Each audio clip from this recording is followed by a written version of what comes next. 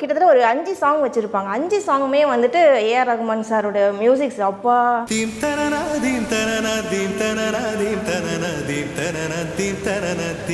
கோலிவுட் சம்பவம் நேர்களுக்கு அன்பு வணக்கம். தொடர்ந்து நம்ம ஒரு படத்தை பற்றி தான் பேசிகிட்டு இருக்கோங்க. அதுவும் முக்கியமாக வந்து பார்த்திங்கன்னா 2000 வெளிவந்த இந்த படம் ரிதம் மூவி தான்.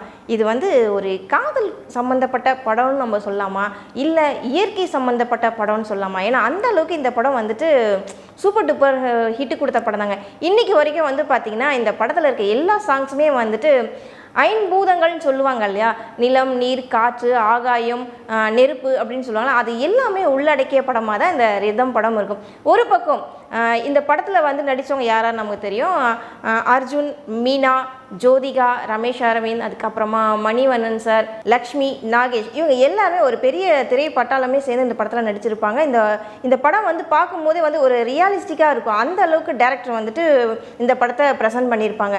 என்ன ஸ்டோரின்றது ஆக்சுவலாக நம்ம எல்லாருக்குமே தெரியும் தான். அதாவது 2 பேர் இருப்பாங்க.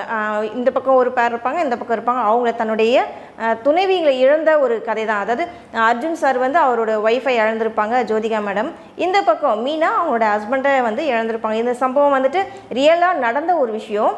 2 ட்ரெயின் ஆக்சிடென்ட் ஆகி நிறைய நம்ம பார்த்தோம் இல்லைங்களா, அந்த சம்பவத்தை பேஸ் பண்ணி எடுத்த படம் தான் ரிதம் படம். இந்த படத்தில் வந்து பார்த்திங்கன்னா டைரக்டர் வசந்த் அந்த அளவுக்கு வந்துட்டு ஒரு நேச்சுரலாகவே ஒரு சீன் பை சீன் ஏதோ நம்ம கூடவே ட்ராவல் ஆகிறாங்க பார்த்திங்களா, அவங்க நடித்த மாதிரி தான் இருக்கும் இந்த படம். ஒரு குடும்பமாக நம்ம வீட்டு பக்கத்தில் இந்த மாதிரி ஒரு சம்பவம் நடந்த மாதிரி தான் இருக்கும். இது வந்துட்டு ஒரு படம் மாதிரியே இருக்காது, ரியல் அப்படியே நடந்த மாதிரி தான் இருக்கும். ஒரு வாட்டி எல்லாருமே வந்துட்டு கேட்டாங்க, இந்த படம் ரிலீஸ் ஆன பிறகு வசந்த் சார் கிட்ட, எப்படி நீங்கள் இந்த ஸ்டோரியை நீங்கள் வந்துட்டு எடுத்தீங்க? ஒரு பக்கம் வந்து ஒரு உண்மை சம்பவத்தை பேஸ் பண்ணி எடுத்திருக்கீங்க, இன்னொரு பக்கம் அந்த இடத்துல ஒரு காதல், அந்த காதலுக்குள்ளே ஒரு உணர்ச்சியில் நீங்கள் எப்படி நீங்கள் வந்துட்டு வெளியே காட்டினீங்க, அந்த ஃபீலிங்ஸை எப்படி நீங்கள் அழகாக காட்டினீங்க அப்படின்னு. அப்போ அவர் சொன்னார், டெத்து ஆகிட்டாங்க, சரி அவங்க நம்மளை விட்டுட்டு போயிட்டாங்க, அதோட நம்ம வாழ்க்கை முடிஞ்சு போயிடுதா என்ன, அடுத்த கட்டம் நெக்ஸ்ட்டு என்ன நம்ம பார்க்கணும் இல்லையா, ஒரே இடத்துல இருக்கக்கூடாது, அங்கேருந்து வெளியில் நம்ம வந்துட்டு அடுத்து நம்ம லைஃப் என்ன அப்படின்னு பார்க்கணுன்ற மாதிரி டைரக்டர் வசந்த் சார் சொல்லியிருப்பாங்க. இன்னொரு விஷயம் பார்த்தீங்கன்னா, இந்த படத்தில் வந்துட்டு ஒரு கிட்டத்தட்ட ஒரு 5 சாங் வச்சுருப்பாங்க. 5 சாங்குமே வந்துட்டு ஏஆர் ரகுமான் சாரோட மியூசிக்ஸ். அப்பா பயங்கரமாக இருக்கும். இப்போ வரைக்கும் அந்த சாங்ஸ்லாம் கேட்கும்போது நமக்கு அப்படியே என்னமோ பண்ணும். அந்த அளவுக்கு மெலடி சாங்ஸாக இருக்கட்டும், அதில் வர மற்ற சாங்ஸாக இருக்கும், ரொம்ப அழகாக மியூசிக் போட்டிருப்பாரு. இன்னொன்று, இந்த படத்தோட சாங்ஸ் எல்லாமே வந்துட்டு வைரமுத்து சார் தான் எழுதியிருப்பாங்க. ஒவ்வொரு வார்த்தையும் அவ்வளோ அழகாக செதுக்கியிருப்பார், அவ்வளோ அழகாக இன்ச் பை இன்ச்சாக ஒவ்வொரு லைனையும் வந்துட்டு வைரமுத்து சார் ரொம்ப அழகாக எடுத்திருப்பாங்க. ஓகே, இது என்ன ஸ்டோரின்னு பார்த்தீங்கன்னா, சொன்னேன் இல்லையா, ஹஸ்பண்டை இழந்த ஒருத்தவங்க இருக்காங்க, மனைவியை இழந்த ஒருத்தவங்க இருக்காங்க. இவங்க 2 பேர் வந்துட்டு தன்னோட லைஃப்பை ஸ்டார்ட் பண்ணி போகும்போது அன்எக்ஸ்பெக்டடாக 2 பேரும் மீட் பண்ணுறாங்க. ஒரே லோக்கல் ட்ரெயின் தான், 2 பேரும் மீட் பண்ணுறாங்க. ஆனால் பேசுறது கிடையாது. ஆனால் ஒருத்தருக்கு பிடிக்குது, பேசுகிறாங்க.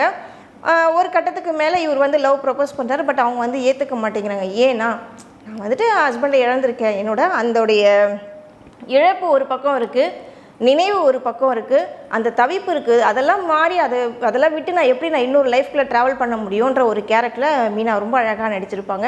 ஆக்ஷன் கிங் அர்ஜுன் சார்னாலே ஃபைட் சீக்வன்ஸு பயங்கரமாக இருக்கும். எந்த படத்துலனாலும் அவருக்குன்னு ஒரு ஃபைட் சீக்வன்ஸு பயங்கரமாக இருக்கும். ஆனால் இந்த படத்தில் மட்டும் அந்தளவுக்கு ஃபைட் சீக்வன்ஸே இருக்காது. ரொம்ப ஸ்மார்ட்டாக ஹேண்ட்ஸமாக நடிச்சிருப்பார் நம்ம அர்ஜுன் சார்.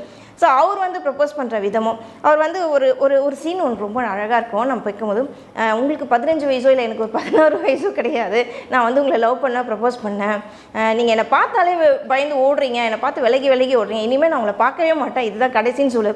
ஆனால் சடனாக பார்த்தீங்கன்னா ஒரு ஷாப்பில் 2 பேரும் அன்எக்ஸ்பெக்டடாக மீட் பண்ணோம். ஸோ மீட் பண்ணும்போது இவரோட ஐ கான்டாக்ட், அவங்களுடைய ஐ கான்டாக்ட் மீட் பண்ணும்போது அங்கே ஒரு பேக்ரவுண்ட் மியூசிக் வரும் பாருங்கள், ஏஆர் ரகுமான். அப்பா அவ்வளோ அப்படியே நம்மளே வந்துட்டு அதுக்குள்ளே போகிற மாதிரி இருக்கும். அந்த அளவுக்கு பேக்ரவுண்ட் மியூசிக் கொடுத்துருப்பாரு ஏஆர் ரகுமான்.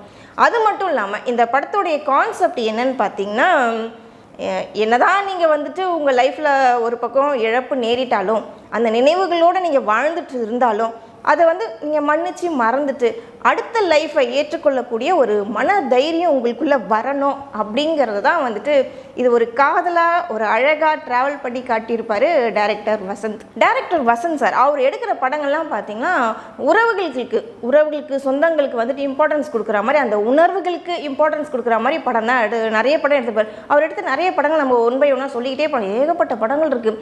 கேளடி கண்மணியாக இருக்கட்டும், அதுக்கப்புறம் நீ பாதி நான் பாதி, அதுக்கப்புறம் நீ ரொம்ப அழகாக இருக்க, ரிதம், இப்படி நிறைய படங்கள் வந்துட்டு நம்ம சொல்லிக்கிட்டே போகலாம். அவர் எடுக்கிற படங்கள்லாம் வந்துட்டு அந்தளவுக்கு ரியலிஸ்டிக்காக இருக்கும். பார்க்க இப்போல்லாம் நடந்திருக்கும்ல, இவங்க லைஃப்பில் இப்படி நடந்திருக்கும்ல, அந்த மாதிரி தான் அவர் படங்கள்லாம் எடுத்துகிட்டு இருப்பார். நிறைய படங்கள் அவரை பற்றி லிஸ்ட்டு சொல்லிக்கிட்டே போனால் இன்றைக்கி ஃபுல்லாக நம்ம சொல்லிக்கிட்டே போகலாம், அந்த அளவுக்கு இருக்கும். இதில் முக்கியமாக இந்த படத்தில் ரிதம் படத்தில் பேசப்பட்ட ஒரு விஷயங்கள் என்னென்னு பார்த்தீங்கன்னா 5 சாங்குமே நிலம், நீர், காற்று, ஆகாயம், நெருப்பு, இதை சம்மந்தப்பட்டு தான் எல்லா பாட்டுமே இருக்கும். முக்கியமாக சொல்ல போனால் நதியே நதியே காதல் நதி அந்த சாங் இருக்கும் இல்லையா, அது உன்னிகிருஷ்ணன் ரொம்ப அழகாக படிப்பார். அவர் அந்த வாய்ஸ் வந்துட்டு அர்ஜுன் சருக்கு அவ்வளோ ஆப்டாக பொருத்தமாக இருக்கும். அந்த சாங்ஸ் வந்துட்டு அது தீம் தனனா அதெல்லாம் ஹம்மிங்லாம் ஐயோ வேறு லெவலில் இருக்கும். அதுவும் அந்த சாங்ஸ் வந்து பார்த்திங்கன்னா கேரளா பேஸ் பண்ண அதிரப்பள்ளி ஃபால்ஸில் தான் எடுத்திருக்காங்க. அந்த சாங்ஸ் பார்க்கும்போது ஒரு பக்கம் அருவி கொட்டும், தண்ணி, மழை எல்லாம் ரொம்ப அதே இயற்கையே வந்துட்டு சேர்ந்தா போல் இருக்கும் அந்த சாங்ஸ் ஷூட் பண்ணும்போது. அதுவும் அந்த சாங்ஸ் பயங்கரமாக இருக்குங்க. அதுவும் நம்ம டைரக்டர் வசந்த் சாரை பற்றி சொல்லவே வேண்டாம். எப்போவுமே அவர் வந்து ரியாலிட்டிக்காக இருக்கணும், எதுவாக இருந்தாலும் நேச்சுரலாக தான் எடுக்கணும்னு நினைப்பார். அந்த மாதிரி அந்த சாங்ஸ் இருக்கும். உன்னிகிருஷ்ணன் சூப்பராக படிப்பார். அதுக்கப்புறம் அது அப்படியே ட்ராவல் பண்ணி வந்தோம்னா கலகலவன பொழியும் மேகம் எங்கு செல்லுதோ, சாதனா சர்க்கம் சான்ஸே இல்லை. அப்படி ஒரு வாய்ஸ், அவங்களுடைய வாய்ஸ் வந்து பார்த்திங்கன்னா அது மீனாவும் ரமேஷ் அவங்களும் வந்துட்டு ரமேஷ் அரவிந்த் அவங்க 2 பேர் இல்லை, அந்த லவ்வுக்குள்ளே அந்த காதல் சங்கமிக்கிற பாட்டு மாதிரி இருக்கும் இந்த சாங்ஸ். சாதனா சர்க்கம் அவங்க வாய்ஸில் சூப்பராக பாடியிருப்பாங்க. அவ்வளோ நல்லா கேட்க இனிமையாக தான் இருக்கும். இன்னொரு பக்கம் பார்த்திங்கன்னா இந்த படத்தில் இருக்க எந்த சாங் நல்லா இருக்குது, எந்த சாங் பிடிக்கல, இந்த சாங்ஸை விட இந்த சாங் ரொம்ப பெஸ்ட்டாக, இந்த பாட்டை விட இந்த பாட்டு பெஸ்ட்டான்னு எதையுமே சொல்ல முடியாது. 5 பாட்டுமே அவ்வளோ அழகாக அவ்வளோ சூப்பராக இருக்கும்.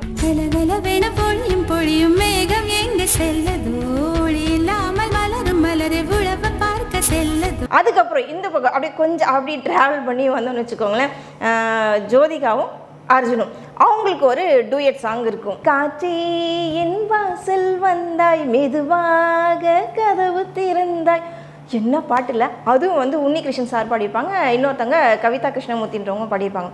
அந்த அளவுக்கு அந்த லவ் ஃபீலை வெளியில் கொண்டு வந்து கொஞ்சம் ரொமான்டிக், ரொம்ப ஃபீல், கொஞ்சம் லவ் அப்படிங்கிற மாதிரி அந்த சாங்ஸ் வந்துட்டு கேட்க ரொம்ப நல்லாயிருக்கும். அந்த பிக்சரைசேஷன் சூப்பராக இருக்கும். ஜோதிகாவோட அந்த டான்ஸாக இருக்கட்டும், அர்ஜுன் சாரோட அந்த மூமெண்ட்ஸ் எல்லாமே வந்துட்டு இன்னும் கூட நம்ம பேசும்போது கண்ணில் அப்படியே நிற்கிது. அந்த அளவுக்கு அந்த சாங்ஸோடைய ரியாலிட்டி ரொம்ப அழகாக இருக்குங்க. அதனை தொடர்ந்து அப்படியே கொஞ்சம் இப்படி ட்ராவல் பண்ணி வந்தோம்னா நெருப்பு, ஐயோ பத்திக்கிச்சு ஓ ஓ கண்ணே, இந்த பாட்டு இது எவ்வளோ சூப்பராக இருக்கும் பார்த்துருக்கீங்களா. இந்த சாங்கை வந்து பாடினவங்க வந்து பார்த்திங்கன்னா வசுந்தரா தாஸ், அதுக்கப்புறம் உதித் நாராயணோட சாரோடைய வாய்ஸ்லாம் பார்த்திங்கன்னா அது வேறு லெவல் இருக்குங்க. யாரோடையுமே என்றைக்குமே கம்பேர் பண்ண முடியாது. அது ஒரு மாதிரி யூனிக்கான வாய்ஸ் அவர் உதித் நாராயணன் சார். இன்னொரு பக்கம் வசுந்தரா தாஸ் பயங்கரமாக படம். அவங்களுடைய பாட்டில் நம்ம நிறைய கேட்டிருப்போம், செம்மையாக இருக்கும். அதனை தொடர்ந்து அப்படி இன்னொரு பக்கம் ட்ராவல் பண்ணி வந்தோம்னா தனியே தன்னந்தனியே நான் காத்து நின்றேன். இந்த சாங்ஸ் கூட பார்த்திங்கன்னா பேக்ரவுண்ட் மியூசிக், டான்ஸு, அந்த ஏதோ ஒரு பார்ட்டிக்கு போவாங்க, மேரேஜ் ரிசப்ஷன் மாதிரி இருக்கும், மீனா அவங்க குழந்தையோட போவாங்க, அங்கே டான்ஸு வேறு லெவலில் இருக்கும். டான்ஸு, அந்த சீன்ஸு, அந்த சாங்ஸு, அப்பா சங்கர் மகாதேவன் சார் பாடியிருப்பாங்க. அவருக்குன்னு ஒரு தனி வாய்ஸ், அவருக்குன்னு ஒரு தனி ரசிகர்கள். அந்த சாங்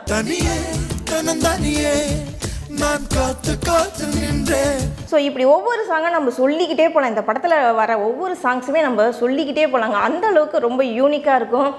கேட்குற ஒவ்வொரு பாட்டு இதை விட இது பெஸ்ட்டான்ட்டு எதையுமே நம்ம வந்து ஜட்ஜ்மெண்ட் பண்ண முடியாது. எல்லாமே இந்த ரிதம் படத்தில் செம்ம சாங்ஸாக தாங்க இருக்கும். ஓவரால் இந்த படத்தில் வந்துட்டு டேரக்டர் சொல்ல வர விஷயம் என்னன்னு பார்த்தீங்கன்னா, எப்போவுமே கடவுள் வந்து செகண்ட் சான்ஸ் கொடுக்க மாட்டார்.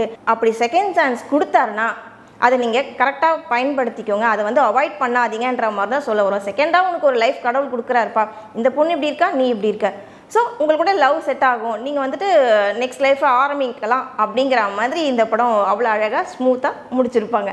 இதோட நான் கிளம்புறேன். நாளைக்கு வேறோட படத்தோட உங்களை வந்து சந்திக்கிறேன். நன்றி, வணக்கம்.